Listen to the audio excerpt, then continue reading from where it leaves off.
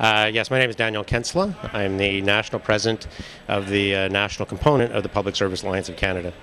And we represent about 60 different employers pretty much within the federal system that do all kinds of things for the federal government primarily. How many members do you have in that component? We have 26,000 out of about 185,000 PSCC members. Now, how does the work that your members do affect ordinary Canadians?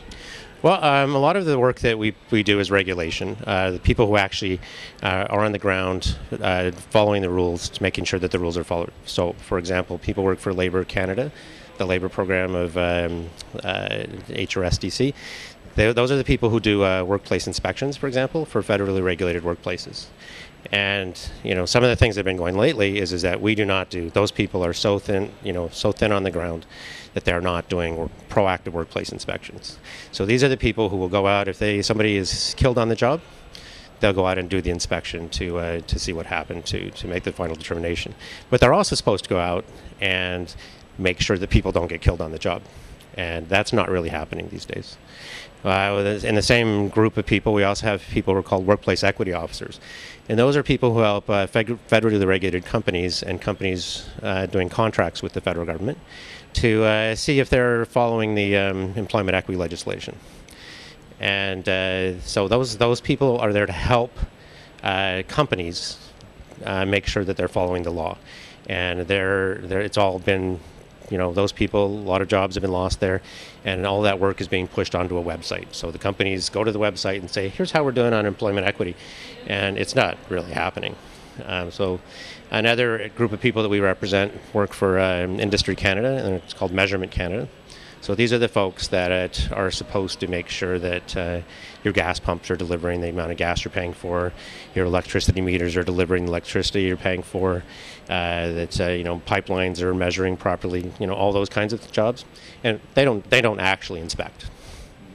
They try to keep track of private contractors who are doing the inspection for the companies who actually are running this thing. So a gas station installs a gas pump, and they hire a contractor from the same company that installed the gas pump to make sure it's working properly. And the only thing that we do anymore, we used to inspect those gas pumps, and we do not inspect them anymore. We just make sure that they're qualified to inspect them.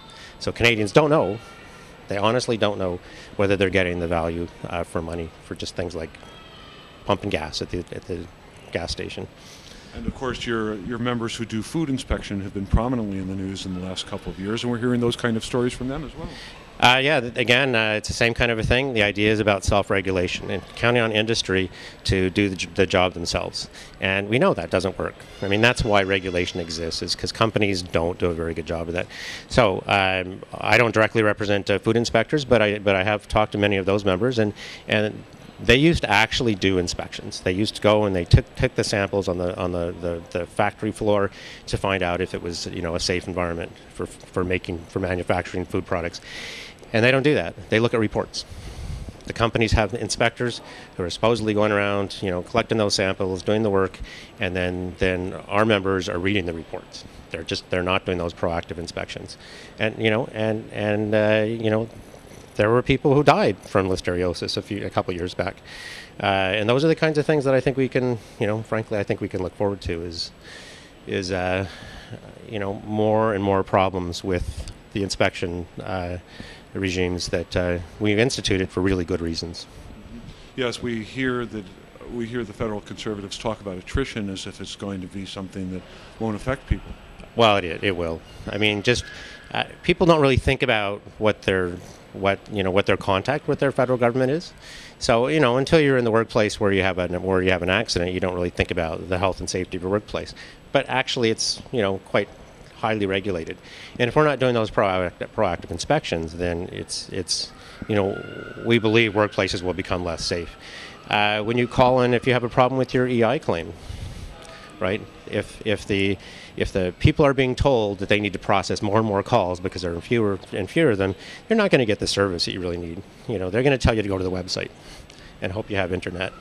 There are so many things that are being shoved off to the internet, and not everybody is able to find those things. And Canadians will notice the services that they're not getting Very soon we think that people are going to be recognizing that they're not getting the kind of the service they should reasonably expect from their federal government. Yes, the PSAC has focused in the past on quality public services. How are you going to make the case to people that the quality of their services is declining? Well, I think they're going to notice it themselves. People do make EI claims. They do make pension claims. They do go to pay their taxes, and when they have a tax problem, does it get solved? Do they know that it's been solved properly? They don't get a chance to talk to people. When you have a problem with your taxes, you're not sure how to claim something or whatever else. I hear it's difficult to find a person to actually have your question answered, and people will start to notice that. What our job is going to have to be is how to make the connection between, that these are real people that work for you, and they provide you a real service. But when you create all these barriers and all this mythology about how overpaid public servants are and everything else, and how complicated it is to interact with the federal government, then people just think they're not seeing the work that people are actually trying to do for Canadians. Our members love their jobs. I mean, if you talk to the average PSAC member, or federal, provincial, municipal public service worker, most of them love their jobs because they're actually doing something that helps people. I mean, that's what we do, is we help people. And most people don't recognize that. That's what we actually. They call them bureaucrats, and we don't think of. They're not encouraging paper, and we're not. We're actually trying to help people. And so that negative kind of energy that's being created by active, continual attacks by Conservatives on federal public service work, or public service work generally, starts to create this really negative relationship. And then people say, oh, well, what are we paying for that for? Let's cut it some more. They don't do anything for us. And then one day we're going to wake up and discover that there's a whole lot that's missing. And that's what our challenge is, to convince Canadians that we have to keep on pushing back, that we do get value out of public services, that it is important for Canadians on their daily lives. They may not talk to the federal government every day, but it's something that they connect with regularly, even if they don't recognize it. So our job is to make sure they recognize it. Are there other points you'd like to make? Anything else on your mind? No, I mean, I think this is it'll be a really interesting time. People are out there getting their census forms now, and so we hope we represent people who work at Stats Canada, Statistics Canada, that are working on the census, that are really troubled by the taking away the long form, turning it into a survey. Those numbers count for a lot of things that all kinds of governments deliver to people. So those are just some of the things that we really hope that people start paying, keep on paying attention to what this government's going to do, how it's going to act in a majority situation, and that the smallest thing that people don't even think about, like their census, actually has a real effect on what kind of services they're going to get, what kind of services they're not going to get, and what how we interact with our government generally, and the people who provide the services that we do provide. Well, thank you very much for your comments. No, thank you.